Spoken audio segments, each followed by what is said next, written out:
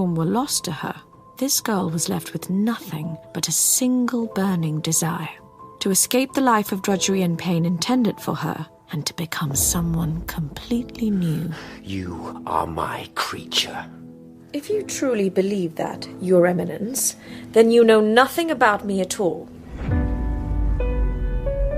Do you, Sir Robert Mandrake, 2nd Baron Sheffield, take unto thyself as wife Charlotte, the fair Lady Carlick? The girl you imagine should be clever, resourceful, charming, and beautiful. She will grow up to marry a prince, or a baron, at least a baron. That would be a minimum requirement. I do. A fairy tale wedding. A dream come true. You are now a baroness. You have gold on your finger, and you are mine at last. The wedding night is an eventful one in Paris at the Hôtel Carnavalet, September 1623. The happiest moment of this girl's life. Yes, my lord. Well, come to bed then. You have made me wait long enough for your maidenhead. Now is the time. That's better. Yield. A wife's duty is to yield. Yes, my lord. No, wait. What now? Shall we have a little more wine? It would aid my submission. It is the first time, and I confess, I am afraid. Very well. I told a lie. This is the happiest moment of her life. Good health. Well, yeah. Right. Lie back. There we have it. Virgin soil, ripe for the plough. Do not be fooled by the charming romance of this scene. Dreams do not come true. Not by themselves. They must be made to do so, by force of will, or with a good pinch of a reddish-coloured grain secretly sprinkled into the Baron's goblet. My lord? Are you quite well? On my throat. As if any woman would dream of being wed to a fat, ugly pig of a man like this one. Please. Let me help you. Put your head on the pillow. Yes. He has money and status, but not nearly enough to make up for the foul stench of his breath. What's happening? Breathe. I can't breathe. My lord, no. Yes. Please don't die. Hurry up and die, you fat, ugly bastard.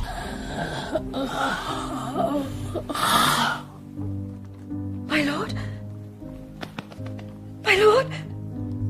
Oh. Someone! Help! Baron Sheffield has suffered some convulsion! I have heard it said that the only happy women in this sorrowful world are the widows. Now I can put this theory to the test. I am Milady de Winter. I am 21 years old, and suddenly I am the most beautiful widow in Paris.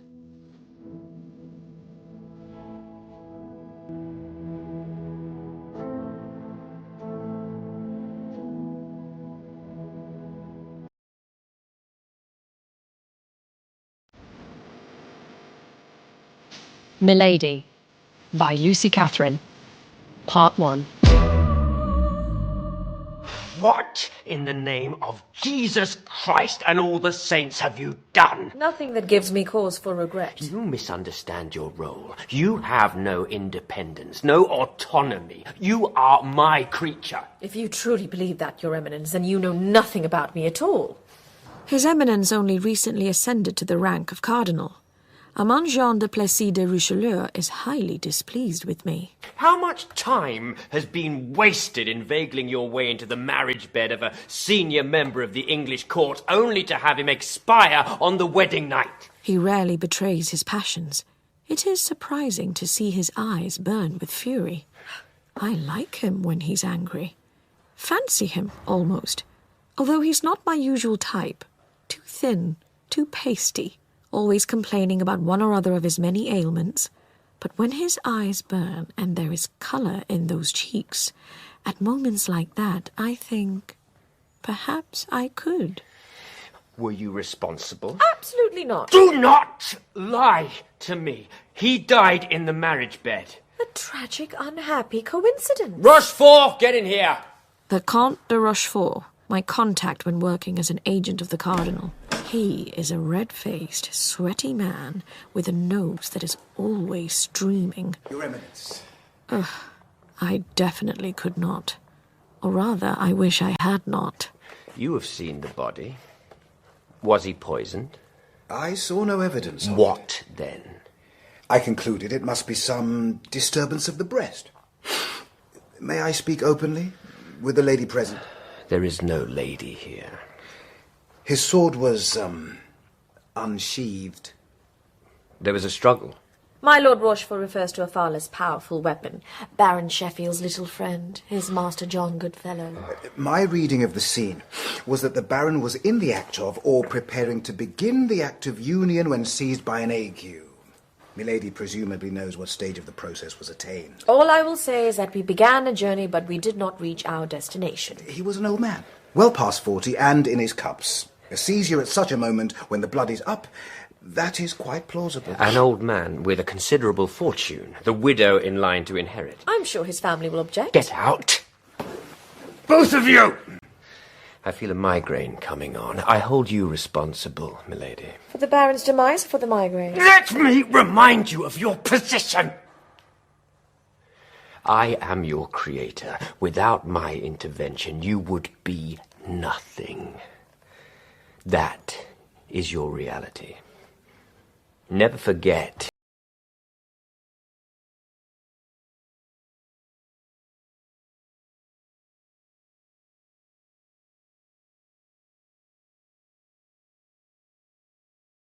How did I come to be here? Imagine the story of a girl. Wait till I'm out of sight, and then make yourself known. Play the lost sheep. Have the sisters take pity on you.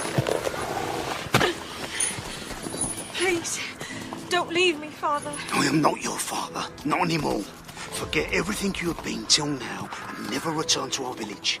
If I see you there, well, you'll be sorry if I do. Yeah. A peasant girl whose mother died giving birth for the 8th time, leaving her father free to make further savings by dumping his children in various religious institutions. I am abandoned outside the Grand Couvent in Templemar. Who knocks? One who's alone and in need of assistance. Who brought you here? My father, who's gone and did not say goodbye. What is your name, child? First interview with my spiritual mentor, Marie-Thérèse of the Sisters of Perpetual Adoration at Templemar, summer 1618. No need to be shy. It's not easy to give an answer. Nevertheless, you will reply. Tell me your name. Father said I must forget who I've been up until now. This will be your final chance to respond. What is your name? You've had my response, you stupid bitch. I am young.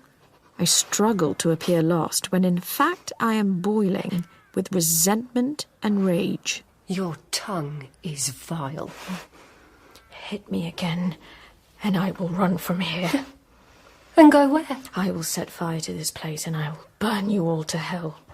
Lord Jesus Christ is known as the Redeemer. If you repent, you will be forgiven. Repent of what sin? I did not ask to come to this pigsty. Continue blaspheming, and you will be punished. I have known suffering all my life. I am not afraid of any punishment the Lord might have in store for me. God the Father delegated the job of administering punishments within these walls to me. You will learn to respect our rules, or suffer the consequences. How easy it would be to be virtuous if everyone else in the world were good. As you have no name, I shall give you one. I'll christen you Anne. Why Anne? It was my sister's name. A harlot who frequented the tavern more than the church. She died in a knife fight over a bag of offal. Calling you Anne will remind me to treat you harshly when you stray from our Lord. When do we eat? There will be no meal to distract you from your work this evening. I will not work for you. You work for yourself.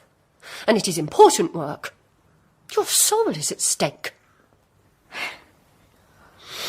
What should I do? Do as I tell you. Always. Pray to Mary, the Mother of God and of us all. Make your petitions to Jesus Christ. Ask him to obtain graces for you from the Almighty. Conclude with the Anima Christi. I don't know it.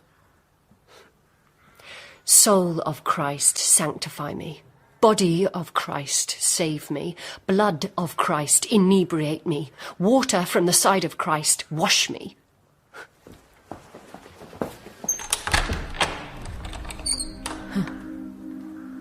World without end. Amen.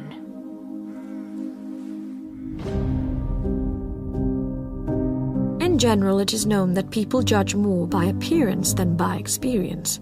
The face you present to the world is the larger part of how you are perceived by others. Most are too stupid or too lazy to look beneath the surface. A valuable lesson I learned from my spiritual mentor is the vital importance of appearing to be religious.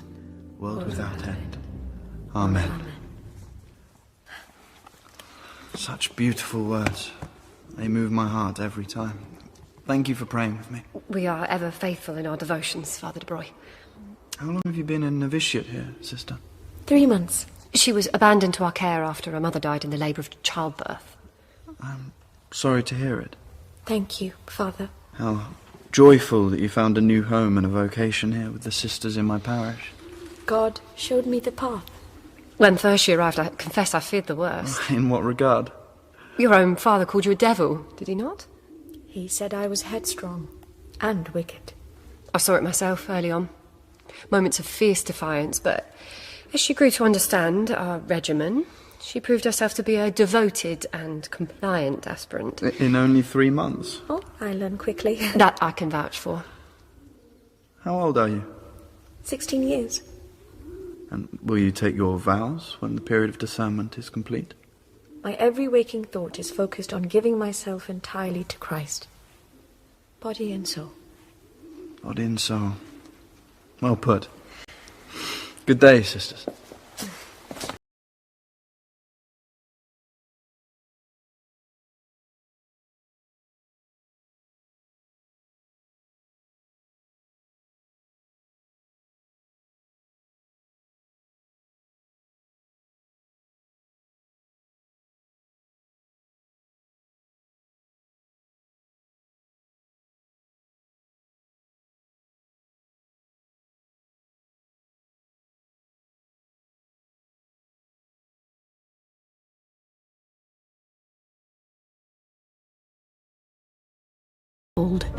The future. That girl knew nothing of kindness or good manners or the finer feelings. So naturally, when encountered, they were bound to make an impact. Spring is my favourite time of year. Cherry blossom, it's a gift. I feel exactly the same way, Father de Broye. Call me Laurent, if you'd like to. Thank you, Laurent. What shall I call you? Sister Anne. It is the name Sister Marie-Therese chose for me. What of your real name? I have nothing of my own apart from this. The name my mother gave me is mine alone, and I will never tell it. That name belongs to someone else. I've forgotten who she is. I will never forget who she is. Some say that to find beauty in this world is to be distracted from the eternal beauty of our Lord. But I disagree. I think that when we find beauty here, it serves to remind us of the gifts he has given us and shall continue to give us in the life everlasting. Your words never fail to inspire me. To ever greater devotion, I hope. And to learning. I am so grateful for your assistance with my Latin. I am far from a scholar. I never knew anyone with such a natural gift for it. Will you sit with me again tomorrow? If you wish. I never knew kindness before. Yours to me is a true gift, and I will be forever grateful. Please, do not thank me. I want to, if there is anything I can do for you. Will it please you to tell me? There is nothing. I would change nothing. Let us continue exactly as we are, all to the glory of God the Father. Father Laurent is only a few years older than me. A diligent, faithful priest with a gentle demeanour, always ready with a kind word of encouragement. Follow me. Down here. He spends many hours sitting beside me as I practice my Latin. Sometimes our shoulders brush against one another, or we reach to turn the page at the same moment and our fingers touch. Then I feel a thrill run through me I can hardly contain. It's so dark. Shall I fetch a candle? He is devoted to the service of God, but I can tell he is only human. Beneath the robes, he's just a young man, with a young man's desires. I like it. No one else comes to the crypt. I can be entirely alone. Apart from the bones of those who rest here. And you? Father Laurent has broad, strong shoulders and dark almond-shaped eyes. A wisp of beard on his chin as if he's trying to look older than his years. Shall we sit here on the steps?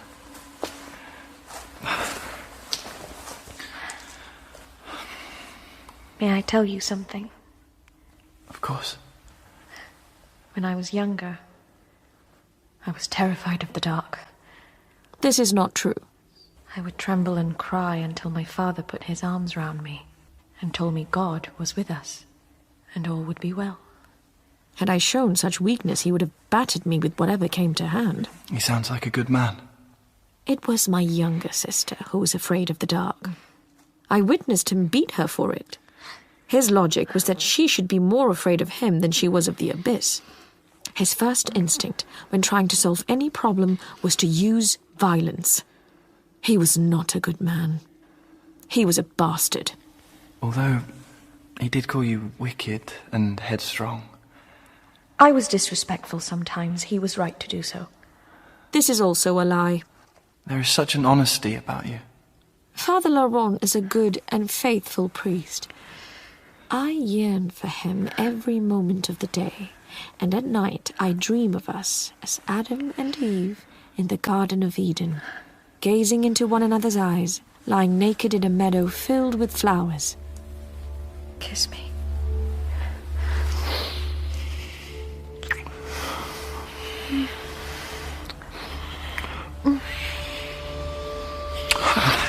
No, we must stop this. This girl is beginning to understand the secret to creating desire in another. Discover what it is they most need, and then become the living embodiment of that thing. Please, do not cry. I'm so lonely here, Laurent. If it weren't for your company, I couldn't go on. Father Laurent sees himself as a protector. He needs more than anything to be the champion for someone weaker than himself. I want to hold you. I want to be your shield. But when I do so, I fear for my soul. Do you feel happy when we touch? Very happy. Then what is there to fear? I'm afraid I won't be able to let go. Please. Only for a moment.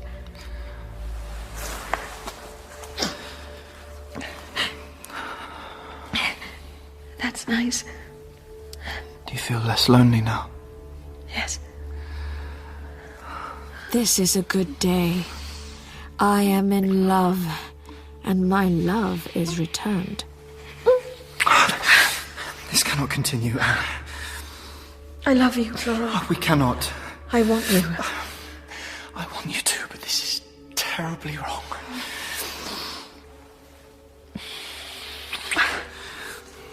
I love you. And I have strong feelings for you, feelings I cannot understand. Satan is tempting me, of that I'm sure. Do you think of me sometimes? I think of little else. I dream about you. About us. I dream of us naked in a meadow like the Garden of Eden. Oh, we should get back. Run away with me. I want to be with you always. I want your arms around me, always. Run away? Yes, and be together. This is too much to take in. Please, Baron, I need you. It is a nice dream. I never want us to be parted. Run away with me. How would we live? You can find a new parish. We would need money on the way, or should I be a beggar? If begging must be done, I will do it. I would beg for you. I would steal for you. Thou shalt not steal. Oh, let me steal another kiss. And another. And another. We are both overcome by the great wave of our desires. So, as the weeks pass, we find ourselves hatching a plot, and then, in the middle of a dark night, creeping into the reliquary at the convent, looking for silverware to fund our escape. The smithing on this chalice is exquisite. Hurry, get it in the bag. This is not theft, is it? We will pawn the items and return them when we're able. Successful thieves require a steely determination and a complete disregard for how their actions may impact upon others. Taking property belonging to another is a means to an end, and the end must justify the means in the mind of the thief. This was the first mistake. And I feel such guilt. The sisters will think they've been robbed. They'll blame me for leading you astray. Good thieves are also stealthy and silent. You've spoken of this. There is no other way. It was just an idea before. Now it's become a reality. Mother of God, be quiet. I'm sorry, Butterfingers. I think they still sleep. Let's take what we have and go. Finally, and most crucially, the main requirement for the successful thief is that they must not be caught. Thieves! Brigands! Briggers! Surrender your booty before I run you through! I'll kill the lot of you! Baron was not to know that Sister Marie-Thérèse was handy with a weapon, but I was unsurprised. You! I took you in, showed you God's love, and this is my reward. You are a disgrace to everything sacred. Although she thinks of herself as pure and me as the worst kind of sinner, in fact we have much in common. She truly believes violence is the best way to ensure devotion to God. Like me, she understands that to get what you want, it is not always possible to behave in ways other people think are good. And you, Father, you filthy beast. You both need a good hiding. It would seem to be the only language you understand. I could point out that I understand both French and Latin, as well as having picked up a passing knowledge of English from Sister Celia. But I do not wish to further antagonize her.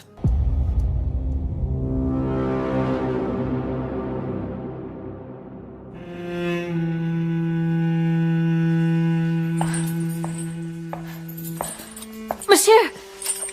Prisoners are not permitted to speak. Please, Monsieur, allow me a few words. Before dawn, I'm clapped in irons in the jailer's cell in the nearby town of Carvin. Keep it brief. What will happen to me?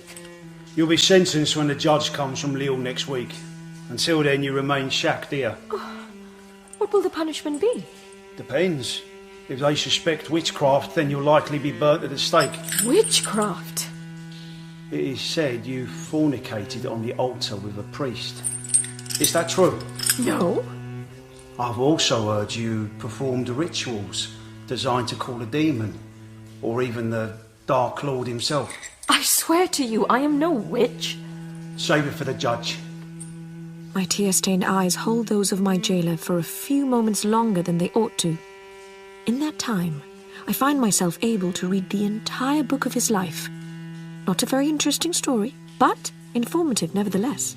And so, with a hint of a smile, I get him to tell me his woes. So we lost our hut in the fire, and after that we lived in the open, under the trees on the other side of the village latrines. This is a man carrying a burden, longing only for someone to take an interest. All the other boys used to call me Shithead. Now before him is a kind, gentle face with listening eyes. They pushed me in the trench once. Can you believe that? I was covered, head to foot. You've never smelt anything like it. I can smell it now. After that, they just call me the shit. A young woman who is clever, resourceful, charming and beautiful, earnestly giving her full attention to the endless, miserable tales of his life. Thing was, it caught on. After a while, even my own mother and father were calling me the shit. The important thing in this situation is not to be a virtuous person with qualities such as compassion, humanity, or grace. My heart breaks hearing what happened to you. The important thing is to appear to have these qualities. It's nice to have someone to talk to. And once a bond of trust is established, to use the connection to create advantage. Monsieur, I have listened to your story with horror and sadness. 2 things strike me. First, that you have been cruelly mistreated and abused. Second, that we are one and the same. Life offers us no hope of justice. If my arms were now free, I would put them around you and try to take away your pain. Would you? I swear it. I have the key and no one's awake at this time. Come in then.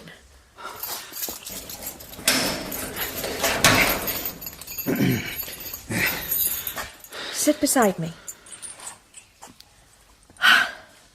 Why so sad? The judge will soon be here. Would you see me burn? I should hate to see that. The judge will not hear my story with compassion as you would. I will be tortured and killed. If the sentence is death, I will take an axe to him. You wait and see. Oh, then your own life would be forfeit. There is a better solution. Which is? Let me go. How would I explain that? Say you were tricked, overpowered. I could hit you on the head with a rock, or say I bewitched you. If I agree, I'll risk my position here. I could be chased out of town for consorting with a witch, and it's possible a blow to the head might do real damage. I think that unlikely. I am not strong. What I'm saying is you have everything to gain and I have everything to lose. Given this fact, perhaps I should receive some reward on top if I'm to set you free.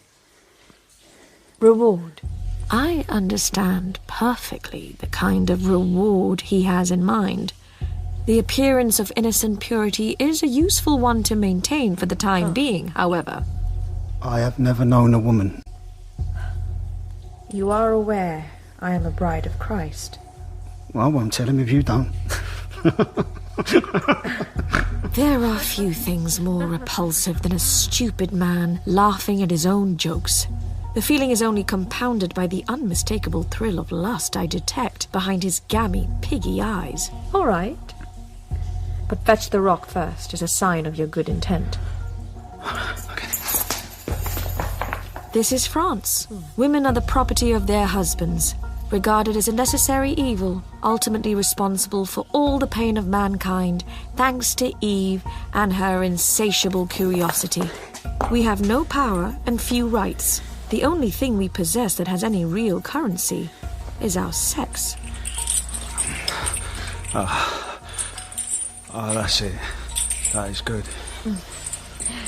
Unshackle me, I want to touch you. Understandable. I'd rather pluck out my own eyeballs with sugar tongs. There are some circumstances so desperate for a woman that she has no choice but to spend something from this account.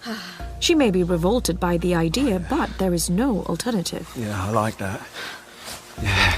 Oh, you poor man, how you have suffered. It's true. Lie down. Shall I remove my breeches? Let me. Close your eyes. I'm going to give you something that you will never forget. I like the sound of that.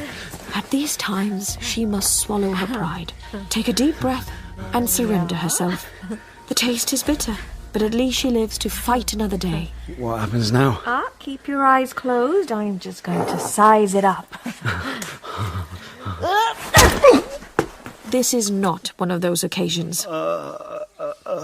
That rock was a good size. Sleep well, Monsieur Shithead.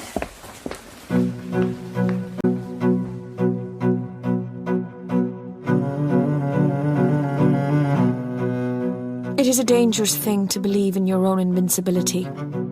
I get away from cover, but not that far. When you are 16 and in love, and you have cracked the skull of a man who wanted to use you, and was too stupid to realize you had been using him all along, there is an inevitable sense that you must be indomitable, indestructible. In Atish, I meet an old woman who seems kind. Sleep in the barn while you need to. It will be no more than a day or two. You were running from something. Or someone. I recognize the look. I used to wear it myself. Stay as long as you like. No one will know you are here.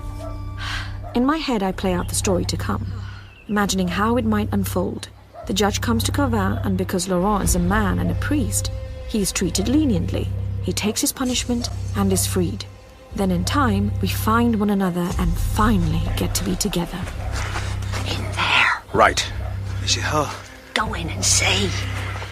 I am young in years and in experience. The appearance of compassion had been the key to my escape.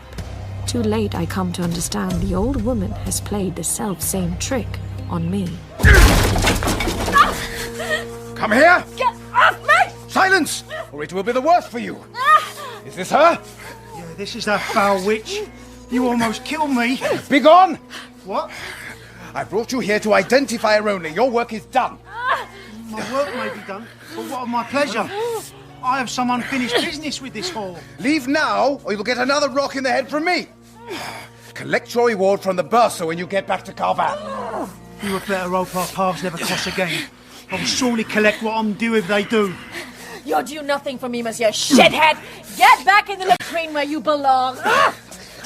My reward will need to be doubled. You've knocked that door off its hinges. Go in the house, get a good fire going. Once the sentence is carried out, we can discuss compensation. Who are you? The executioner of Lille. Am I to be burned as a witch? You got lucky. The judge is a skeptic when it comes to witchery. What then? Flétrissure. Flétrissure, the mark of infamy. Work the bellows a little harder. The brand must be glowing. The branding of the flesh, with the symbol of the fleur-de-lis, the eternal signifier of disgrace. How's that? Perfect. You'd best leave. Certainly not. I'm looking forward to this. Are you prepared? As I will ever be. Lean forward on the left side. Present to me your shoulder. I suggest you bite down on this leather strap. This is the least of the punishments the judge could have imposed. You might have been banished, mutilated, or sent into slavery. All you must do is carry the fleur-de-lis with you until you find your grave. Bite down. Now.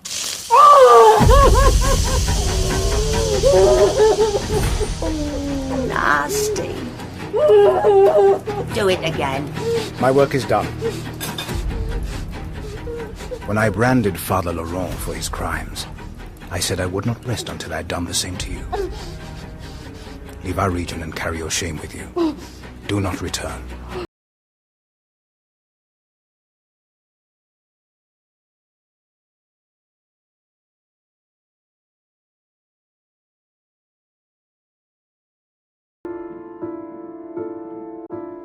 In my daydreams at the Grand Couvent, I imagine lying next to Laurent in the long grass of a meadow on a fine summer's day such as this, gazing into his earnest, dark eyes. What are you staring at? I was just thinking, What about? how much has changed? So much has changed. After finding one another, we have come south to Berry. No one knows of our infamy here. In Saint-Florent-sous-Cher, there has not been a priest for 10 years. Laurent accepts the position. We made our choices, Being together is what counts. if you say so. Come here. Not now. There's no one to see us. In this place, we are brother and sister. That is what everyone believes, and they must continue to believe so. The locals think me his sister, so I take his family name and become Anne de Broye. Not because we are married, but to prevent speculation we might want to be. We could go into the woods, find a shady nook. It might be heavenly. We cannot risk being intimate, even for a moment. Fine. If you wish to spend the rest of your life living joylessly and in fear, please go ahead. I have no wish for it, but the fleur-de-lis branded on my shoulder tells me I must. Yours says the same to you, though you refuse to hear it. Where are you going? To hell, in all likelihood. Directly, at this moment? Oh, give my regards to Beelzebub. The sad thing is, it would not surprise me to discover that he knows you personally. Fleur-de-lis haunts Laurent, all his shame writ large there upon his skin. I am not like him. I do not believe this is God's punishment for my sins. Man has punished me for daring to try to get what I wanted, and for not doing as I was told. All the same, I know it must be kept hidden. Soon as the mark is seen, I will be judged anew. Oh, steady now. Steady. Good day to you. Good day, sir. I am walking alone, down a narrow bridleway, thick hedgerows to either side. The horseman approaching does me a kindness by stopping. There is hardly room to pass. I ride this lane most days. Rarely do I see another soul. I'm sorry to disturb your solitude. Where are you going? To my home. And where is that? In what remains of the church house in Saint-Florent. You are the sister of the young curate. I am. Your name? Anne de Broye. The place is in some disrepair, then. One half of the thatch is off, and the other half is growing more than the farmer's fields. I should like to meet the curate. I'm told he is serious. My brother is a man of God. That is a serious business. Well, bring him to meet me at the chateau tomorrow afternoon. At the chateau? Yes. I will. He appears lost, in some other realm. His eyes upon me, but his thoughts somewhere else entirely. I shall take my leave of you, sir. I asked your name. You did not return the courtesy. It is insolent to inquire as to the name of your betters. I grant you permission. Please, my lord, may I ask your name? I am the Comte de la Fère. This lane belongs to my family, as does all the land hereabouts. Forgive me my trespasses.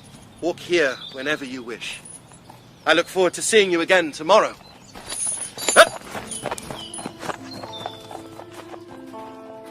The next day at the chateau, we are told the Comte is indisposed. In the weeks that follow, I walk that lane many times, but never catch sight of him. A team of thatchers arrive unbidden at the church house, and the roof is repaired, all at his expense. It is high summer near the end of July when he next appears. I am with Laurent in the garden, harvesting tomatoes. Good day to you both. Good day, sir. Laurent, this is the Comte de la Fère. I met your sister on a bridleway some months ago. Yes, sir. She told me. We must thank you, my lord, for the repairs to the cottage. I hope the work was carried out to your satisfaction. Indeed it was. What can we do for you, sir? I'm here on a serious matter. Perhaps we could discuss it inside. The Comte sits at the table in the raggedy church house kitchen. I stand. We only have 2 chairs. Laurent pours wine. For a long time, the Comte says nothing. He is handsome, with piercing eyes and a strong chin, like that of Brutus. He stares into his beaker, breathing evenly. He seems elsewhere, like the day we met on the track. Finally, he speaks. I'm here to ask for your sister's hand in marriage. What? If your father still lives and this question should be asked of him, then I pray you, direct me to him. Wherever he may be, I will travel to the ends of the earth, if necessary. There's been some misunderstanding. We are commoners. We have no aristocratic blood. That is of no consequence to me. My father married for advantage only. He knows nothing of happiness, and soon he will die. I have sworn a promise to myself that I will marry only for love. From the first moment I saw your sister, I loved her. This declaration is bizarre. The Comte is clearly a madman. Who but a lunatic pledges eternal love after one short conversation months before? I remain silent and demure. My thoughts, my feelings are irrelevant for now. Besides, I am certain Laurent will have none of it. Of course you must marry him. What? I still have much to learn about the inner workings of a man's mind. If you don't, we will have to leave. You are saying I should marry a man I don't even know so you can keep a roof over your head. His family own most of the land between the Cher and the Loire. You will never want for anything. He is a complete stranger, with the emphasis on strange. He could have seduced you or taken you by force the day you met him on the lane. He is master of this country. Who would have said a word in protest had he done so? That speaks much to his character. So you think I should marry him because he hasn't raped me? Oh, that's quite a low bar. He must be an honest man. He is certainly a wealthy man. This opportunity will not present itself again to a woman such as you. What about us? I've only ever loved you. And I you. Then why would you have me marry another? For that very reason. I will never be able to give you what he can. We will live a life always just one step from utter ruin. It would break my heart not to see you again. I will be your parish priest. Perhaps there will be moments when you seek a private audience with me. For spiritual guidance. Exactly. I will come and take your confession whenever you call. Would you give me absolution? I would give you whatever you needed.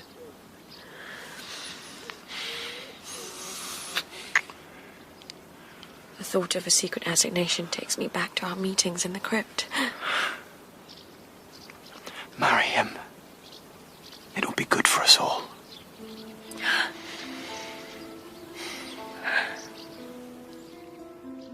I am invited to the chateau once only before the wedding. A servant brings the invitation, handwritten on beautiful paper. I am asked to attend for dinner, to meet the Comtesse de la Fère, the recently widowed mother of my husband-to-be. This will be nice, I think to myself, as I put on my best dress, one I stitched with my own hand. There will be good food, good wine, and polite conversation. You will do as you are told, Mother. Come into the hall and greet Mademoiselle de Broye. I will not speak to your whore. My future mother-in-law apparently has some reservations about the match. Father is dead. Now I am the master. This is your final warning. Defy me and I will cast you out. Please, forgive us for having kept you waiting. It is nothing at all. May I present my mother, the Comtesse de la Fère. I am honoured to meet you, madame. Maman, this is my fiancée, Mademoiselle Anne de Broye. Say something. I have nothing to say to this peasant. You will greet her politely. Good evening. Now we can sit. Bernard, bring wine. Please excuse my mother's melancholy air. She has been under considerable strain since father passed. Do not make excuses for me. I must provide an explanation for your demeanour. There is a simple explanation. Do not say what you are thinking, Mother. I have no need to. She already knows. Let us drink to the future. May there be better times ahead. Rest assured, they will be as far as you are concerned. I do not understand, my lady. I believe you understand perfectly. Mother? Who is this woman? Who are her people? You are not just marrying beneath you, you are stooping deep into the gutter. That is uncalled for. This trollop must think all her birthdays have come at once. Comtesse, I understand your concerns, but please know this. I had no hopes of a union with your son. I had no thought of it even. I have only tried to serve God and help my brother bring the people of this community to know him better. If the Comte wishes to have me, I will stand beside him as a faithful servant. I will hope to bring him sons, and I will never do anything to betray or hurt him. So help me God. Bravo! A stunning performance. Get out! You withered old hag! Get out before I murder you! Not the cosy family dinner I was expecting. The Comtesse leaves, defiant. Servants swarm around. They right the table, collect the broken crockery, and bring more wine. The Comte sits at the table, guzzling one jug after another.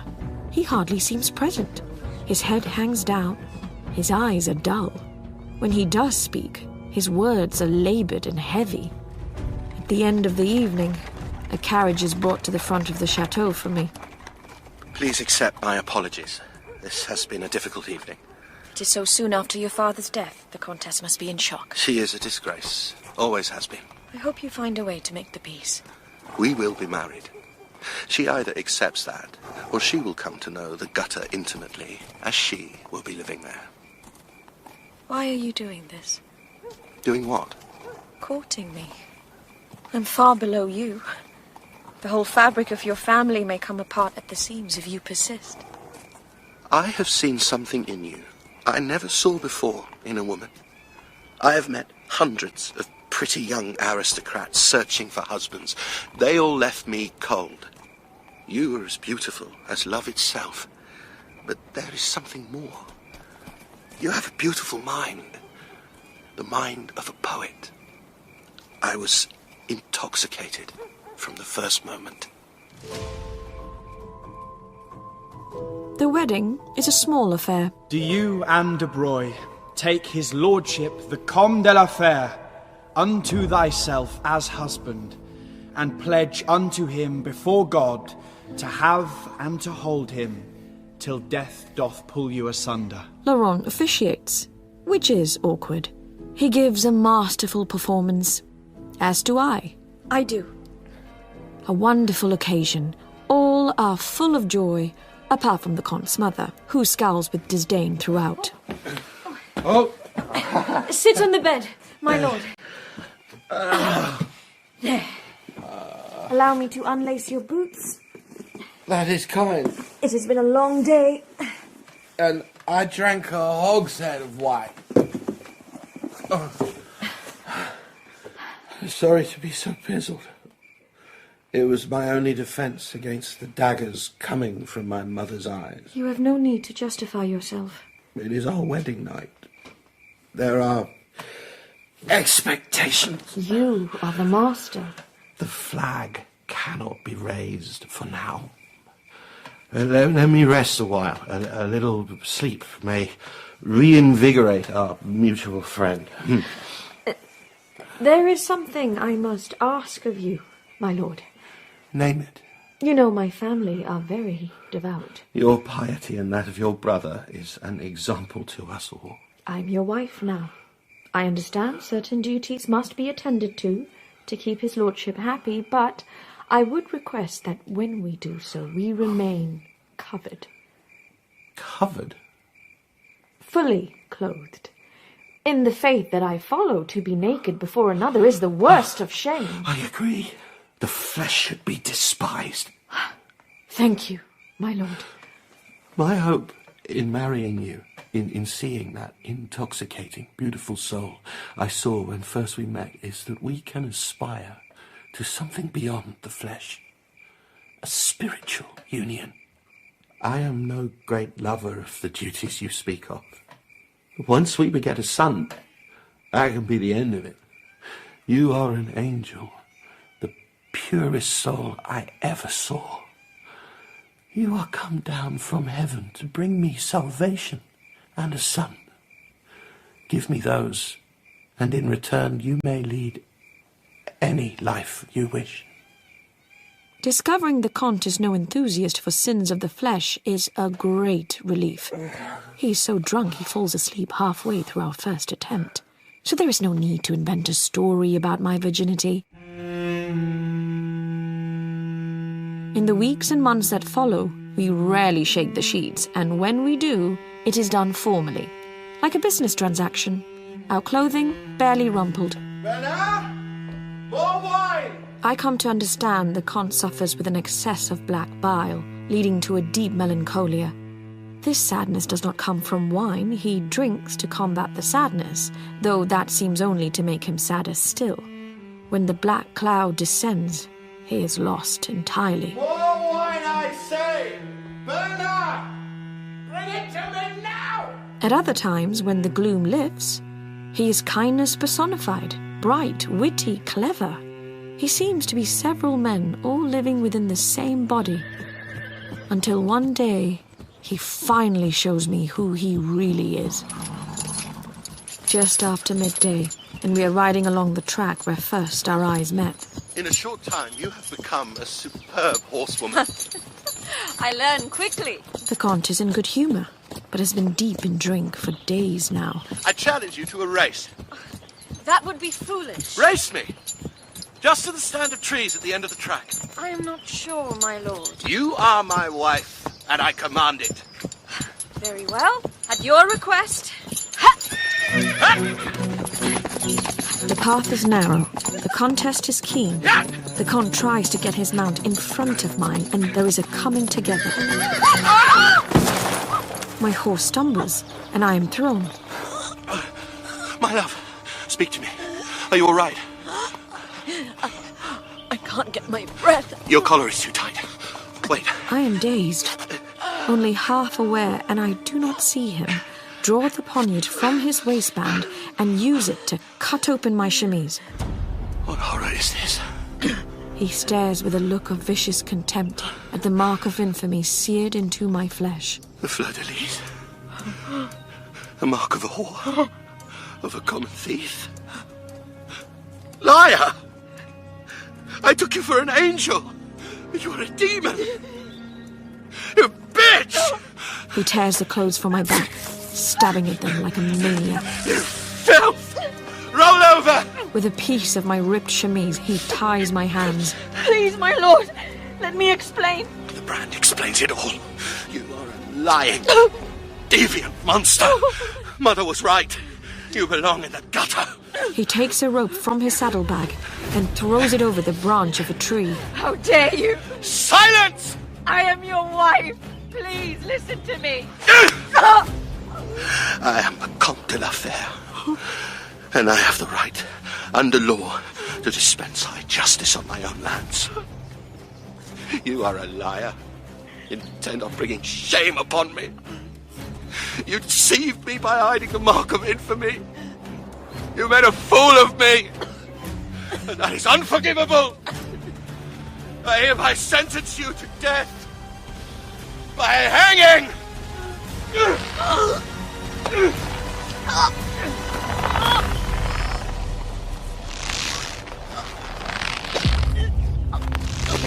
With that, he rides away, leaving me to die.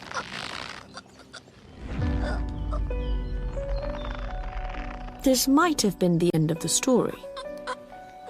Some say that when we die, we are bathed in the bright light of Christ's love, and a host of golden angels descend to accompany our soul to heaven above.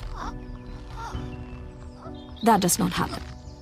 I am a sinner, a liar, a fornicator, a thief.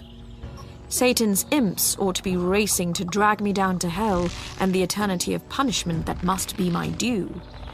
That does not happen either.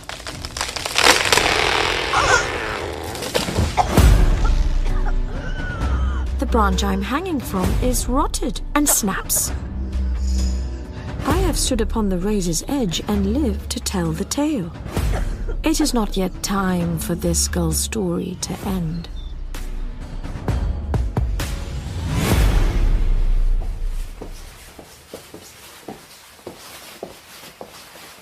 It is a pleasure to meet you at last, in person. I am honoured that you think so. Rochefort speaks highly of you. He is very kind, Your Excellency. So, you know who I am? You are Bishop Richelieu, advisor to the king. First meeting with a brilliant mind. 2 years later, in Paris, autumn 1621. And who exactly are you? Who do you wish me to be?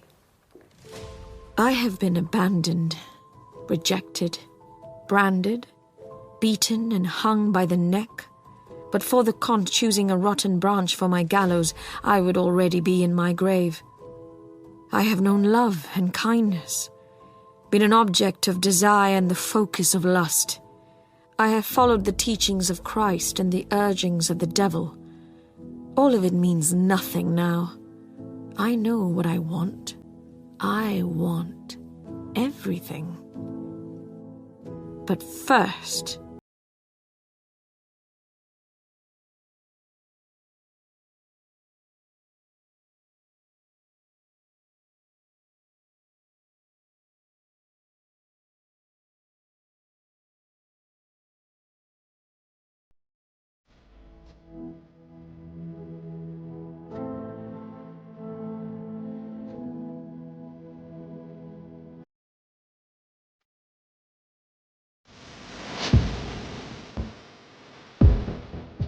In Milady Part 1, Milady is played by Angela Vassan, Father Laurent by Luc Nunn, the Comte de la Fère, Sam Troughton, and Cardinal Richelieu by Carl Prekop.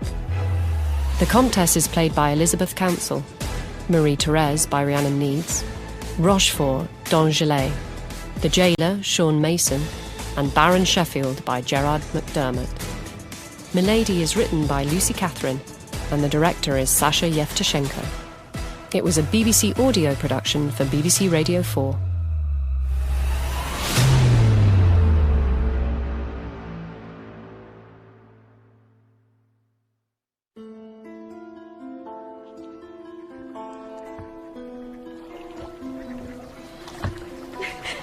Please, monsieur, will you speak to me?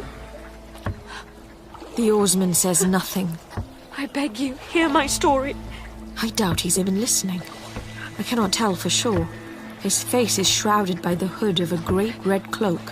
Do you wish to be complicit in a terrible injustice? The rhythm of the stroke is unchanging, my plea ignored. Strapped across his back is a great axe, sharpened and eager for a taste of my flesh. Those men watching from the shore are my sworn enemies. They have concocted slanders against me. They have lied to make me seem a criminal when I am not. Those men, the stupid, arrogant band of brothers who wish me dead. 3 of the 4 watch as we row towards the island in the middle of the lake, where I am to be dispatched.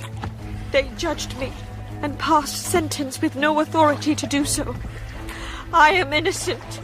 I do not deserve to die. If I am beheaded, it will not be justice. It will be murder. I serve the Almighty. Only He can judge. Time to go ashore, my lady. Time to go ashore. Time to die. The end of the story. How did it come to this? How did I get here? Imagine a woman. A woman who once, through no fault of her own, was to be found swinging on the end of a rope. I hereby sentence you to death by hanging! The touching last words spoken to me by my first husband. Being hung by the neck really helps give some perspective on the state of a marriage. By a twist of fate, I live. But for a rotten branch, it would have been the end. Where the noose choked me, my neck is an angry red welt. My throat crushed. I am unable to speak for a month. I stagger back to the church house in Saint-Florent to find a smouldering ruin.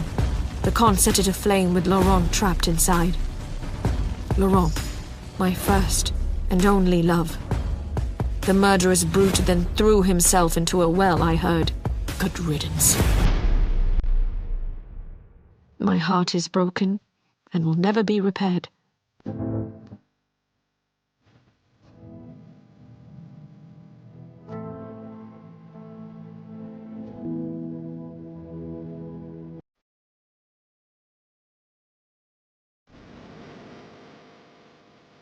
Milady by Lucy Catherine, Part 2.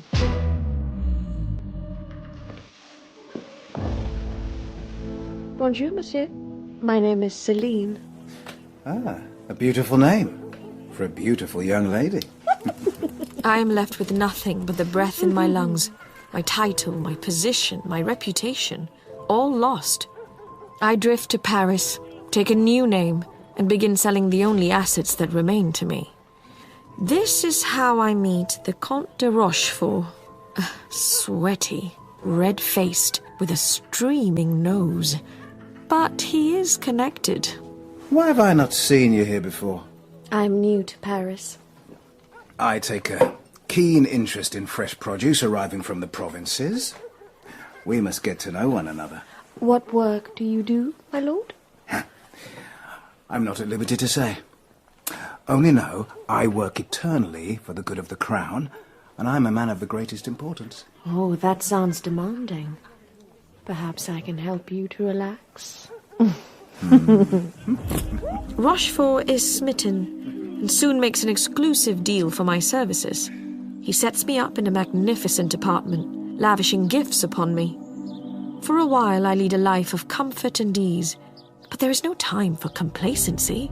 This good fortune will only last until he gets bored, or his eye is lured elsewhere. Rochefort adores me because I am beautiful and ignorant. He likes a courtesan who is illiterate, with only a single talent. I am happy to encourage him in underestimating me. He enjoys hinting about the secrecy and importance of his work, so, naturally, after we have done the deed and he is snoring like a wild boar, I search his clothing and find a hidden pocket on the inside of his doublet. Sewn into it, I find a leather tube containing confidential correspondence. He is a creature of habit who always sleeps for half an hour afterwards. I perfect the timing of the operation to access the secrets he carries. Unstitch the hidden pocket, remove the document from the tube, copy it in a shorthand of my own invention, replace the tube, resew the pocket. I do all this before he wakes with amazing consistency.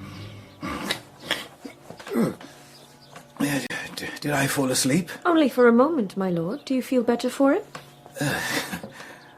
I feel like a new man. I wasn't, snoring, was I? You made not a sound. Information is a valuable commodity. I ask around and find someone at Le Pisot, the tavern opposite the Palais Royal which the coachmen frequent, who will pay good coin for what I supply. Inventing my own shorthand is key to the success. Never complete the translation before the transaction. Cash up front.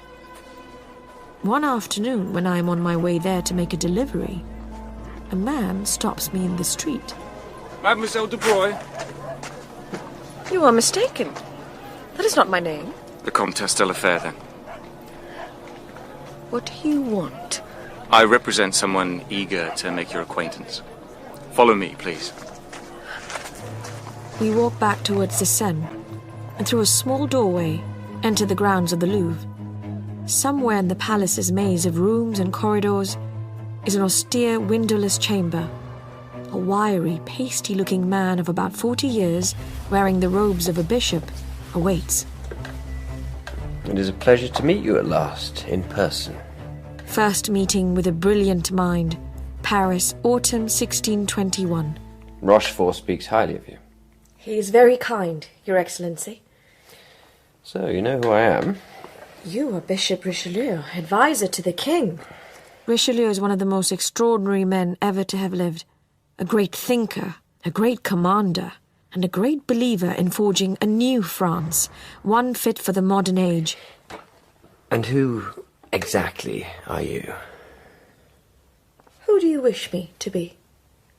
I would prefer it if you were not someone stealing secret information from me and selling it on the open market. Oh, you know about that. Rochefort will want me dead. He has no idea. Your contact at La Pisot, the one who's been buying from you. He's my man. You have paid me for your own secrets? I was intrigued to see how long it would take you before you made a mistake and were discovered. But you remain entirely undetected. The costs are becoming hard to justify, so I call time upon your pilfering. It was good while it lasted. Where did you learn the code you use? It is shorthand of my own invention. I congratulate you. This is elegant. You strike me as a woman of great courage and keen wit. I could use someone with those qualities. I am under an exclusive contract. Rochefort will need compensating if you wish to take me. I have no interest in you as a mistress. I speak of service. How may I serve, Your Excellency? For that to be discerned, you would need to agree to a period of education so I can assess you in detail. I must understand exactly what I'm dealing with before deciding how it can be most usefully deployed. Your reputation is fearsome. I assume this is an offer not to be refused. Refusal is permitted, but it would be at your own risk. Should I be afraid of you? keep to my instructions, there is nothing to fear.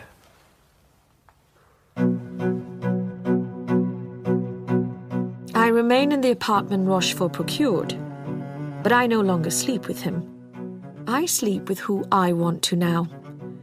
I do have to report any liaisons to Richelieu. Sometimes he encourages me to continue. Sometimes he tells me firmly I must stop. I am schooled in the correct way to address every level of the nobility, all the way up to the king himself.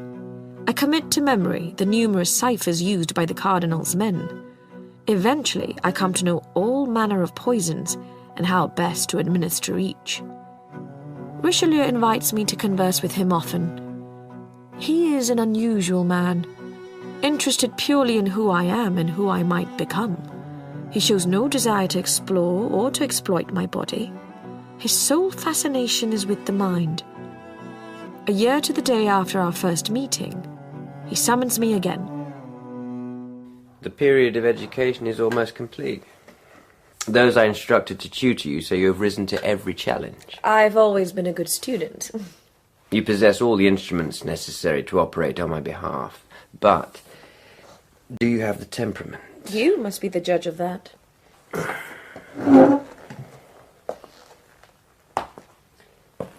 There is something I would like to know more about. What is it? Why are you branded with the fleur-de-lis? How do you know that?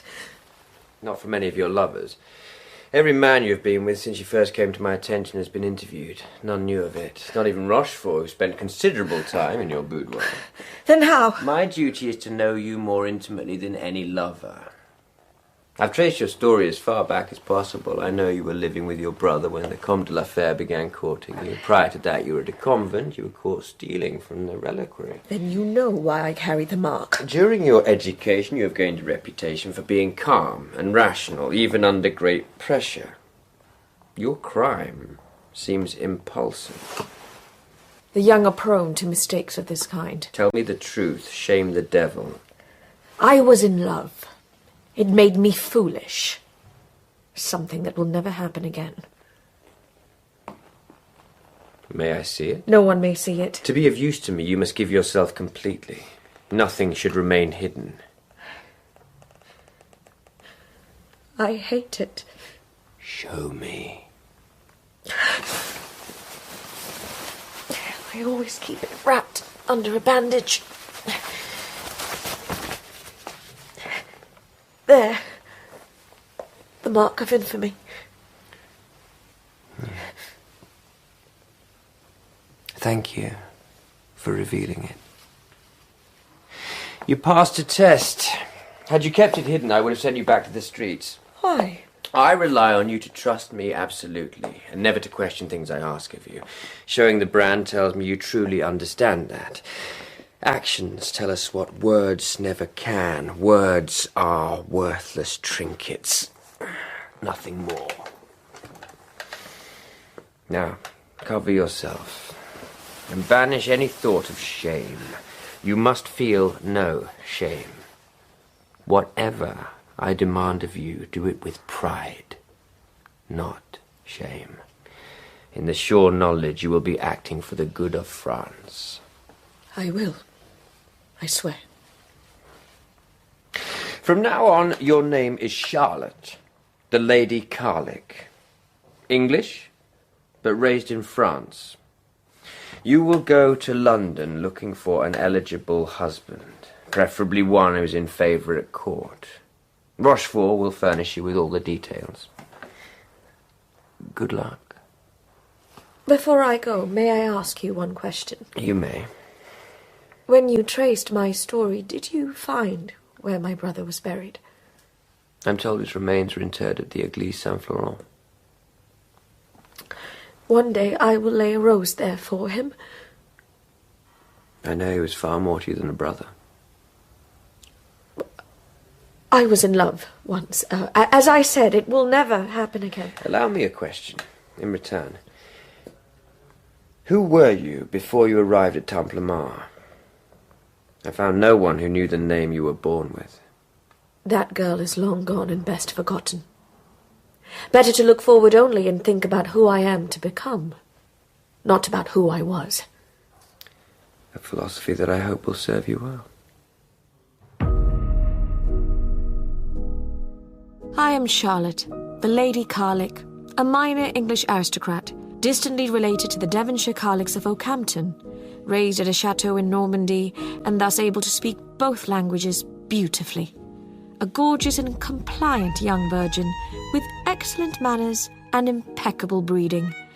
This is a part I was born to play, and my performance is not just good, it is perfection. When I meet Sir Robert, Baron Sheffield, he falls hard and he falls fast. Do you, Sir Robert Mandrake, 2nd Baron Sheffield, take unto thyself as wife Charlotte, the fair Lady Carlick? I do. Tragically, the marriage is not to last. Breathe. I can't breathe. Hurry up and die, you fat, ugly bastard. A setback which naturally upsets the Cardinal. What in the name of Jesus Christ and all the saints have you done? Ending the marriage so abruptly on my own initiative is a risky move, but completely necessary. Firstly, because the Baron is an overbearing bully worth far more to me dead than alive. Secondly, because His Eminence needs to know I am nobody's creature but my own. If I had told him, he would never have believed me. There had to be a demonstration. There had to be action. Words are nothing but worthless trinkets. You wish to see me, Eminence? Sit with me by the fire. An audience with the Cardinal, 6 months after the tragic loss of Baron Sheffield. Am I forgiven? By me or by God above? In the short term, by you. I will worry about God later. Killing your husband was against the interests of the crown. I am not to blame. Incredible as it may seem, many influential courtiers in London seem to have accepted your version of events. Oh, good to know. Why did you do it? You once told me I should reveal everything about myself to you. Now I have done so. I am not to be trifled with. You could have just written a note to that effect. You look exhausted. I'm suffering from a headache that has lasted 6 weeks, accompanied by extreme fatigue and the most hideous cramping of the gut. Have you tried a vinegar poultice? Of course, I've tried a vinegar poultice. What about bathing with eels? It's supposed to be very effective. You are not here to play the physician. Why am I here? Will it take long? I have an appointment with my jeweller. You have your inheritance, then? A small portion, which I intend to spend lavishly and in haste. The grieving widow becomes the merry one. I am a baroness. I have to look the part. Something went badly wrong with your education. Why do you say that? You think of yourself first, not of the nation. You failed to learn the most fundamental lesson. Anyone who answers to me should have a single purpose: to make France the preeminent country on earth. All other concerns are trivial. You misjudge me. I share your conviction about what is important. We only differ on the means of execution.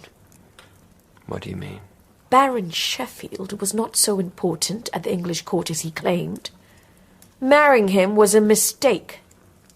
I would have been trapped in a backwater, one of your finest pieces taken out of the game. All I did was to correct an error, and I did it for France.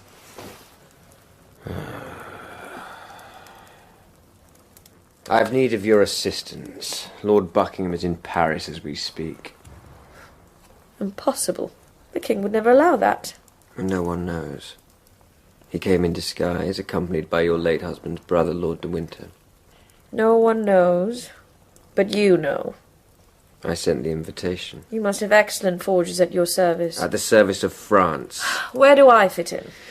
Buckingham was unable to see the Queen, but she sent messages begging him to return home to England for his own safety. Messages authored by you. He took them to be from her. Finally, she promised to send a token proving her love before he sails. You will deliver it. Anne of Austria is the wife of King Louis XIII of France. Their match was made to unite the Bourbons of France with the Habsburgs. A Habsburg king sits on the thrones of Spain, Austria, the Low Countries, and the Holy Roman Empire. Whichever way King Louis turns, he sees a Habsburg, even when he looks into the eyes of his wife. Anne is renowned for the splendor of her beauty, but everyone knows the king neglects her, preferring to spend time at falconry or the gaming table. They have been married 10 years, but she has produced no heir. Is it any wonder that after all that time, she holds little attraction for him? Without an heir, the peace and stability of Europe is on a knife's edge. Lord Buckingham is an Englishman, George Villiers, the most handsome, elegant cavalier in the whole of Christendom. He is well known to be in love with Anne. I met him briefly at my wedding. He is one of those people who seem to fill up the whole room before they have even spoken. I rendezvous with Rochefort in a village outside Beauvais to collect the love token I must deliver to Buckingham. When I arrive there, he is in a state of mild agitation. Madame. Leaving already, Rochefort? I hoped I might meet you on the road. It would be best not to linger here. Spot of bother with a young thug from Gascony. What happened? I made a mild joke about his horse and he lost his head. What did you say? He was riding a yellow horse. I asked, is it called Lemon or Buttercup? And he drew his sword. He thrust at you for that alone? Gascons. No sense of humour. But great devotion to their horses. Did you kill him? He is subdued. My visit here is supposed to be discreet. I'm trying to keep the bodies to a minimum. The innkeeper's wife is bandaging his wounds. You, sir! I am not finished with you. The Yellow Horseman is subdued no longer. You will not escape me a second time. Perhaps I'll have to kill him after all. Discretion is the better part of valor, they say. I will have my satisfaction. He is good-looking, I'll give him that. Tall and muscular, with big brown eyes. You take him for a solid farmer's son, but for the sword at his hip. Let us settle this like gentlemen. Without my realizing, I am to be set on a path that will end in my doom. You're right. I usually am. This is the gift. Buckingham is sheltering in the abbey at Amiens. Draw your weapon. Good luck. And good day. Up! Come back! Coward. If I were you, I would forget this insult, sir. Your horse has already done so. This encounter lasts a moment, yet it is the first step on the pathway to my destruction. When I reach the end, I will know the name and the vindictive nature of this boy from Gascony and of his friends. My hands will be bound. I will be in a boat heading for the place prepared for my execution. The bastards who convicted me watch from the shore, perhaps thinking about what they have done. Comtesse de la Fère, Charlotte, the Lady Carlick, Milady de Winter. Your crimes have wearied men on earth and God in heaven. If you know any prayer, say it now, for you are condemned, and you shall die.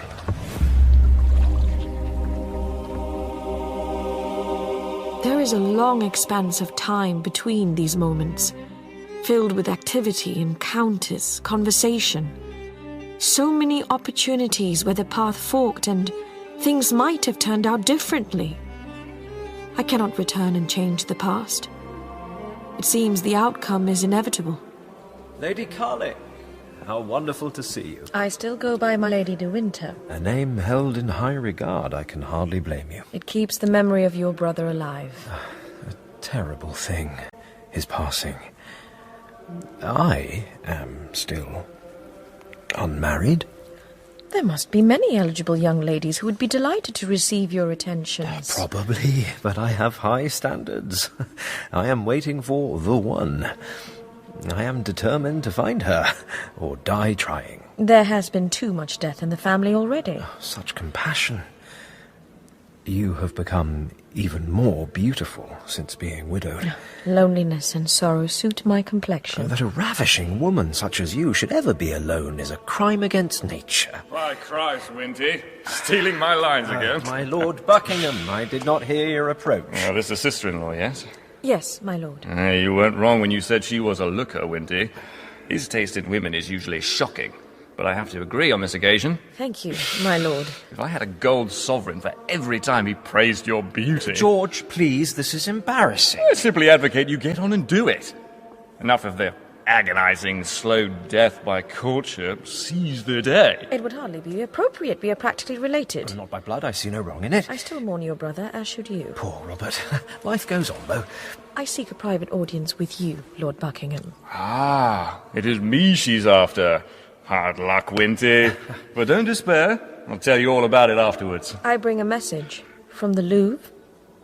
Queen Anne. Yes. Forgive my ribaldry and rudeness. I have an ache in my heart. I must find ways to distract and amuse myself, or I swear it would kill me. Mine is a love forbidden. Had I known you were her ambassador, I would have behaved with more decorum. Winter, you bloody fool, why didn't you tell me? Lord de Winter was unaware. Her Majesty told me personally that this message must be given to you alone. Winter, get out. Give it to me. He opens the box and is transported. These diamonds are hers. I recognize them. The king forbids me to see her, so I must travel to Paris disguised as a lackey. Oh, the humiliation is deliberate. France will pay for it with a war. Thousands may lose their lives, but what is that to me if it means I see her again? This is perhaps folly, perhaps insanity. But tell me, what woman has a lover more truly in love? What queen has servant more devoted? My demure conversation with Lord de Winter fully ignites his passion.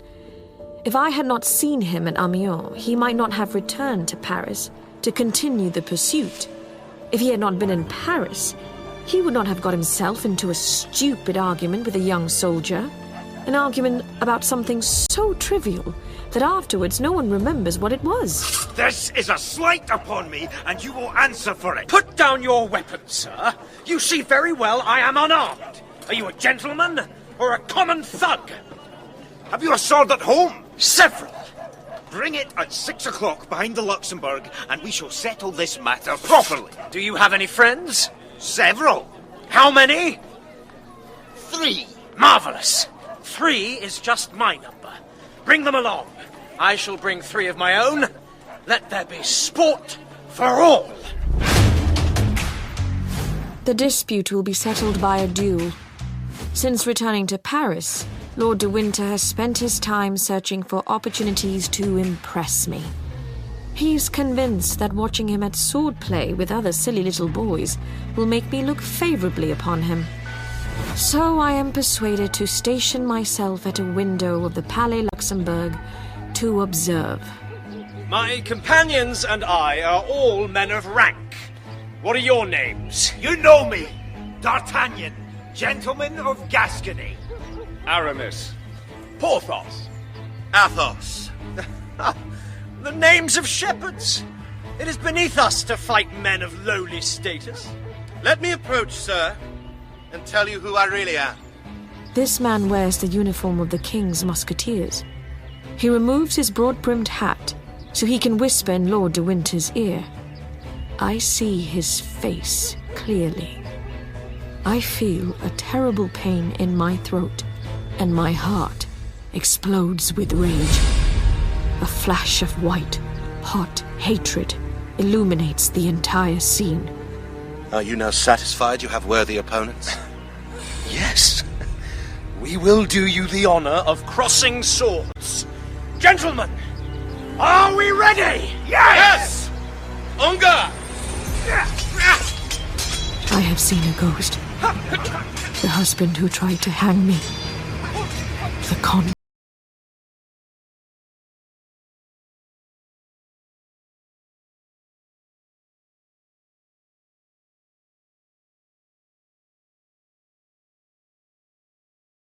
The following day, Lord de Winter introduces me to his new friend. May I present Monsieur d'Artagnan. This is my late brother's widow, Milady de Winter. Good evening, sir. Good evening. And who is this on your shoulder? Marie-Therese, my pet monkey. I've never seen such a creature. You don't have monkeys where you come from? Not to my knowledge. Oh, don't be afraid. Come closer. She enjoys being stroked. What do you think? Very soft. Oh, she likes you. Would you consider getting one of your own? I would not have the time to properly attend to it. Oh, then you would be right not to. Without sufficient attention, they can become quite vicious. Rather like a lot of women I know. I feel sure we have met previously, my lady. I think not. I am never in the company of soldiers. I must be mistaken. Although I have seen you, of course. She had a grandstand view of our battle yesterday. What a relief when you spared the life of my brother-in-law. I did my duty as a gentleman. Had he been struck through the heart, a vast English fortune would have been due to me as his sole heir. It was wonderful. It was terrible. He is so very dear to me. I hate him with a passion. Let's raise a toast to chivalry. Chivalry. To pompous arseholes. Your friends emerged unscathed, Monsieur d'Artagnan? They belong to the King's Musketeers, the elite of His Majesty's forces. The result was never in doubt. Oh, tell me about them. Of what character is Monsieur Athos, for example? There is no man I admire more. He is noble and distinguished with an admirable equality of temper. The finest companion you could imagine. That is the best of him. What of the worst? He has his moments of shade, as we all do. Has he ever been married? Not that I know of. Do you seek an introduction? I'm naturally curious, nothing more. Finally, I remember who I really am. The girl raised in a pigsty with a gift for survival. I have been adrift on a sea of silk finery, meaningless conquest, champagne, oysters, and the illusion of my significance in the cardinal's schemes. This noble and distinguished gentleman I hear of is the same man who hanged me from a tree and murdered poor innocent Laurent. It is easy to obtain the address of his lodgings, to find a concealed spot in an alleyway overlooking his door. When he emerges, to follow at a distance. The predictable destination is a nearby alehouse. Garçon, bring wine. 2 jugs. He drinks alone and relentlessly. I wait in the shadows in the street outside the bar. He is the last reluctant customer to leave. You wait, you bloody pisshead! I am Athos of the King's Musketeer. You might be Pope Gregory the Holy Father, we're still closed. You have not heard the last of this. Hey! Hey! I'm talking to you! Listen, monsieur. There is a knife at your throat, sharp as a razor, in the hand of a woman who is itching to use it. If you prefer to keep your blood inside your body, then do as I say. Your lodgings are nearby. Will we be alone there? Quite alone. What do you have in mind? Wait and see. Move! Hold on.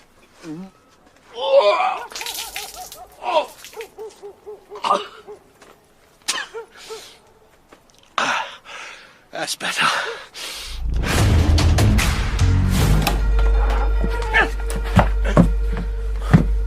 Sit down! Put your hands behind you. Who in God's name are you? What is this about? My face has been covered throughout in a silk mask, only my eyes visible. You don't remember me. When I knew you before, it was the Comte de la Fère, and you declared I was the most intoxicating woman you had ever met. There. Surprise? You were dead. So were you. How did you escape the noose? A drunkard chose a rotten branch to hang me from. Then I have spent years repenting a crime I did not commit. The crime was in the intent. The result is irrelevant. What do you want? Is it an apology you seek? Oh, Sorry I tried to brutally murder you. That's not going to do it, I'm afraid. I was not myself. My mind was in a fever. I'd lost my father. My mother was my worst enemy. The wine jug, my best friend. You left me for dead, and now I'm supposed to feel sorry for you? That's not what I am saying. What are you saying exactly? We have all done things we are not proud of. All of us carry a burden of shame. You lied to me about yours. I have nothing to be ashamed of. Let's get this fire burning nice and hot. What? You are a criminal, and by law all criminals must carry the mark of infamy. I have had this made especially for you. By a blacksmith in the village of Batignon, a fleur-de-lis brand, which I thrust into the glowing coals of the fire. Oh, don't do this, Anne. That's not my name. I think this is the first time I have seen your body uncovered. I kept mine hidden so the brand would remain a secret. There is no mark on your skin to be ashamed of. What were you hiding? Just get on with it. You never wanted me. You had no interest. I never hated you. I hated myself. The iron is ready. First the brand, as payment for what you did to me. Then I will cut your throat. That will be for Laurent. Brace yourself. This might sting a bit. Athos, what's going on here? The gormless country boy face of D'Artagnan appears. I'll explain later. Just hurry up and hit her.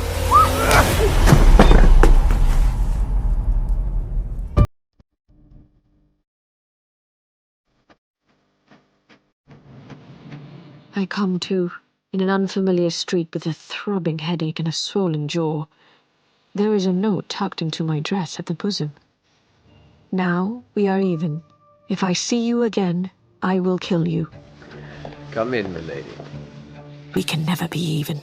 We have reached a critical point in international relations. Lord Buckingham has been granted permission by his king to assemble a fleet and sail for La Rochelle. If he does, it could tip the balance in favour of the Huguenot rebels. With English support, the Protestants could break the siege.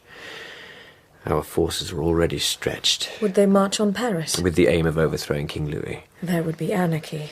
He has no heir. Louis dies, Anne marries Buckingham, and we find ourselves under the heel of the English.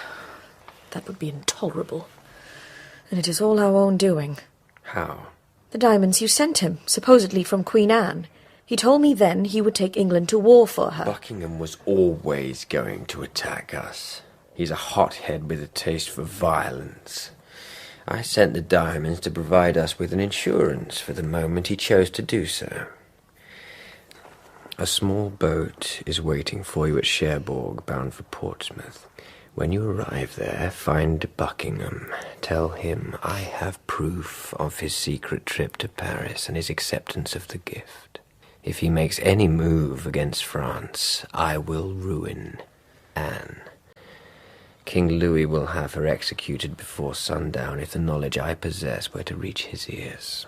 What if he persists, even knowing Queen Anne will meet her end? He is mad with love for her. I think it unlikely. I say again, what if he persists? After all, he is a hothead. For the sake of France, he would have to die. If, in your judgment, such action is required, I know I can rely on you to do what is necessary. I have my instructions concerning the enemies of France. Will you allow me to say a word or two about my own? Who has crossed you? My husband.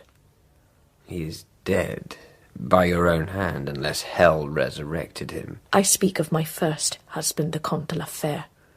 Also dead. Alive and well. He now goes by the name of Athos. Athos? Of the King's Musketeers is the Comte de la Fère? I am sure of it. He's one of their most trusted officers. The man is a common murderer. There is little I can do. If I succeed, you will be indebted to me. Give me evidence of his crimes, and I will send him to the Bastille. No. Tit for tat. A life for a life. If I kill Buckingham, I want Athos dead. I arrive in Portsmouth on one of those fine and rare winter days when England remembers there is a sun. 4 new warships recently completed lie at anchor, taking on supplies. As we enter the harbour, a longboat pulls alongside. Madam, I'm an officer of the British Navy. My orders are to accompany you ashore. Are naval officers always so gallant as to accompany ladies arriving from the continent? We are at war. It is prudent to take foreigners to a designated hotel until full information about them is established. I am English. I am Baroness Milady de Winter. I have my orders and they will be followed.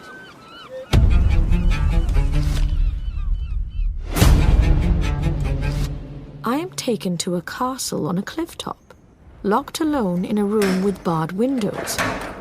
Dear sister. Oh, Lord de Winter, thank God. What brings you back to England? I came to see you, of course, but I am arrested without cause. Oh, unfortunate. But there is good news. You are to be my guest until you leave these shores. A kind invitation. However, I must return to Portsmouth. This is terribly embarrassing, but you are not permitted to leave. Why? There is a story. You are the agent of a foreign power. Therefore, you are detained on grounds of national security. My lord, this is a monstrous lie. Your affection for me cannot allow this to stand. My affection waned some time ago and was finally killed when a friend wrote to me from Paris. D'Artagnan. He said it was proven beyond doubt you were already married when you met my brother. You are a bigamist and a charlatan. What is this proof? One of his best friends is your first husband. He took part in the duel. Monsieur Athos, the Comte de la Fère. D'Artagnan has invented this. He hates me because I rejected him. These are scandalous lies. I suspect you poisoned my brother. And I know you are in England to do us harm. Once you were an enigma to me, but no more. The only mystery now is how you managed to stay alive this long. I am compromised. My mission in tatters. I tremble not for France or for the fate of King Louis, but for myself. I cannot fail, for to do so means Athos would escape justice. Excuse me, madam. I did not introduce myself properly before. I am John Felton, naval officer. He is of about my age, with a pale complexion and clear blue eyes. Below his short, thinning hair is a brow like polished marble, hard and impenetrable. Lord de Winter has left to continue preparing the fleet. I'm to supervise your captivity until your stay comes to an end. When will that be? It'll take a few days to gather the necessary legal permissions. For what? You are to be transported to one of our more obscure southern colonies. Why have you entered my cell? Your guard observed you and was concerned for your welfare. He sent for me. I am being watched? Primarily for your own safety. I am in a fever. I barely slept, as I'm sure your spies told you. Should I send for a physician? No! What then? Perhaps you would like to examine me? I have no medical expertise. Not so much as a flicker of interest. I am not sure he's even aware he just refused an invitation. I have something for you. I proposed it, but Lord de Winter has approved. Like you, he is a Catholic. He agreed it was an unnecessary cruelty to deprive you of the rites and ceremonies of your church. He suggested you be provided with this book, so you can perform the ritual of your Mass. Your Mass? That is what I said. Your Mass. Will you accept the gesture? The tone with which Felton speaks the words, your Mass, and the disdainful look on his face when he places the Catholic book down on the table tell a story. Now I can see my way forward. I accept this gesture. Felton wears simple, drab, and horrible clothing. He has a plain, boring haircut, that cold, polished marble forehead. He is one of those gloomy fanatics who call themselves Puritans. De Winter knows I am not of his religion. This is a trap to snare me. Of what religion are you, madam? What does it matter? I am in the hands of my enemies. God will either save me or I will die for him, and be glad when I do. As for the poison contained in this book, keep it for yourself. Doubtless you are the same kind of heretic as your master. Why do you stand there? Go! Take this filth with you!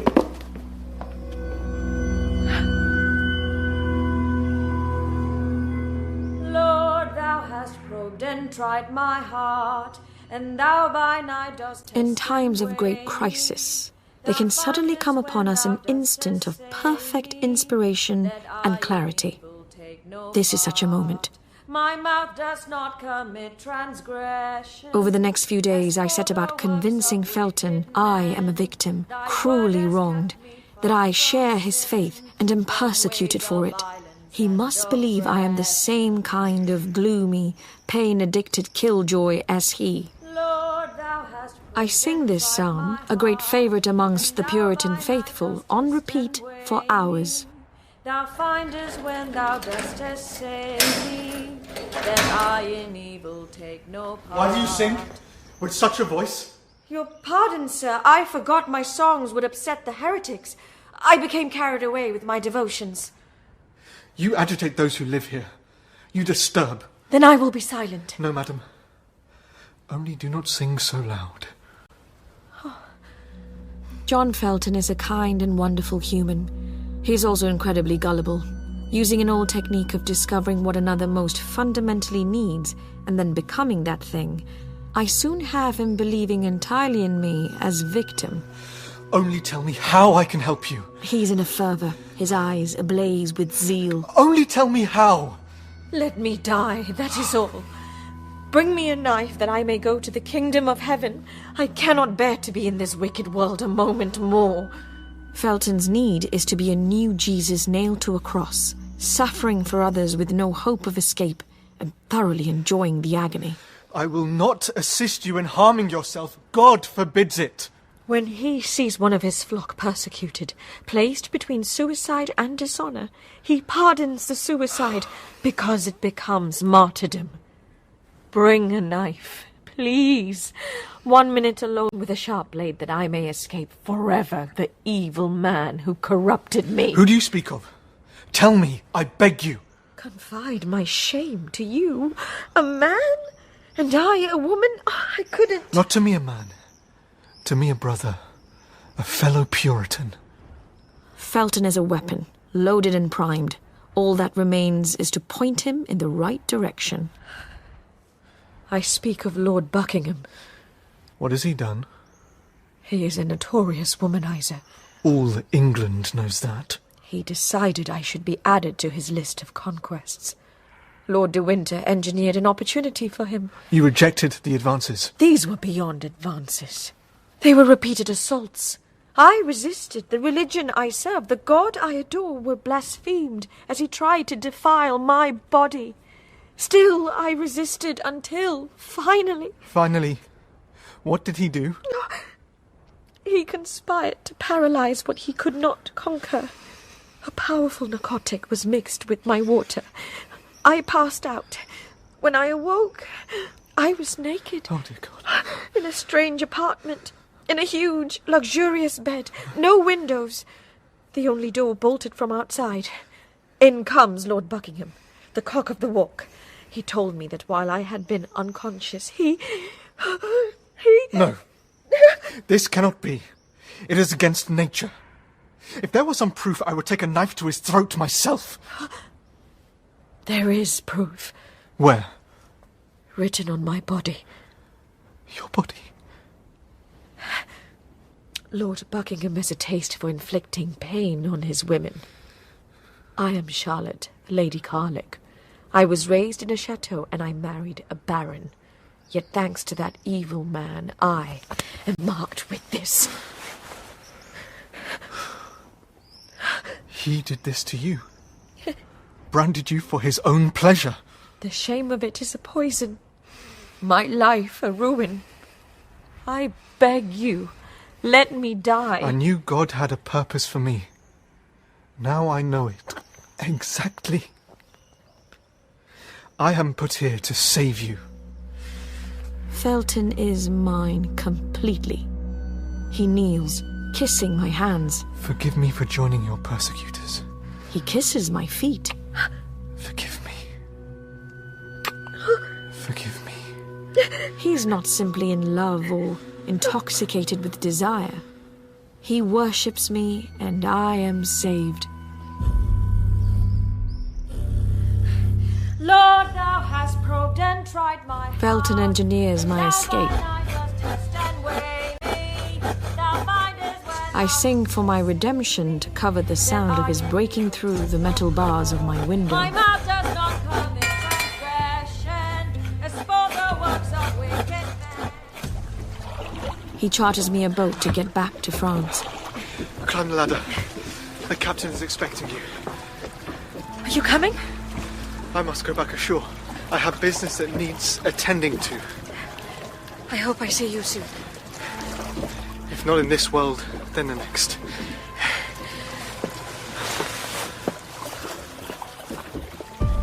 He arranges a private audience with Lord Buckingham. What's so bloody urgent that you need to see me before breakfast, Felty? All England is tired of you. You've abused the royal power, you've abused your office, and you've abused Milady de Winter. Winty, get in here. Felton's gone mad. God will punish you hereafter. I will punish you now! Traitor! You have killed me. I primed the weapon. I am halfway home by the time it goes off.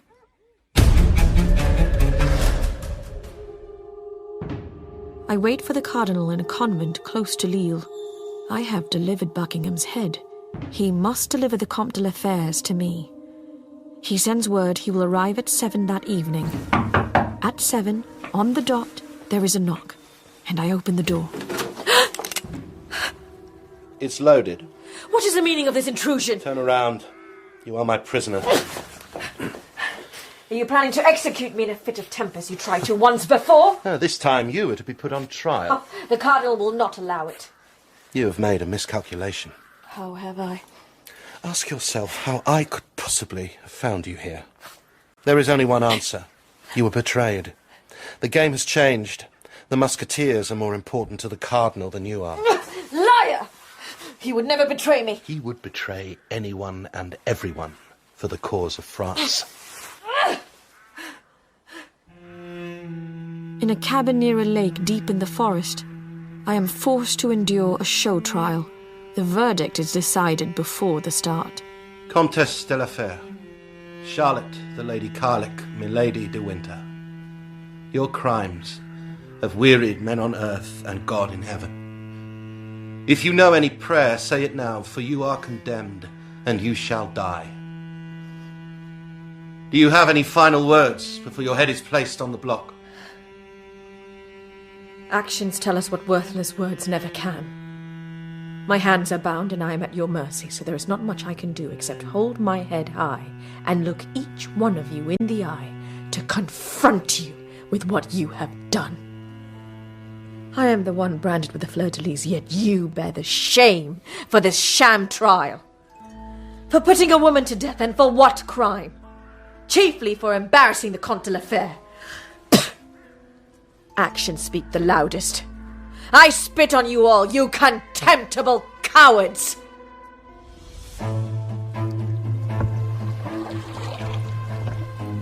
They are too much the gentlemen to kill me themselves.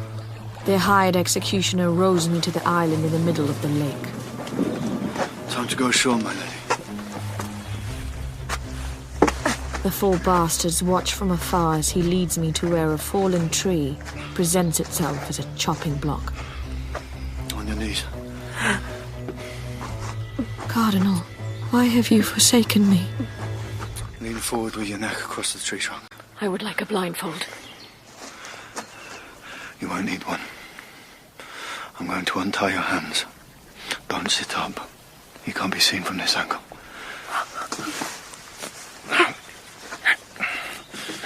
Who are you? I work for the Almighty. He wishes you to go free. Am I dreaming? Listen, there is little time. The musketeers must believe you are executed. I will swing the axe and fill in the grave already dug for you. You stay here in hiding for some days before swimming back. Go to the seminary at Voss house. He will send for you there. Who will? The Almighty. The Cardinal. I work for him. Why is this necessary? He is sending you a message. Know your place. He can giveth, he can also taketh away. He could have just written a note to that effect. Let me show you something. He kneels beside me, unbuttoning his tunic. On his left shoulder is the mark. The fleur-de-lis. He pulls down the hood, revealing a face which is terribly scarred. Do you know me? Laurent? Is that you? The fire left my face much changed, I know. It left me a broken man. I was picking cockles on the beach at Flamanville and selling them to afford a crust when the Cardinal's men found me and picked me up. I never thought I would see you again. I'm so happy you did. We must hurry. Are you ready to die? Absolutely. I've done it before.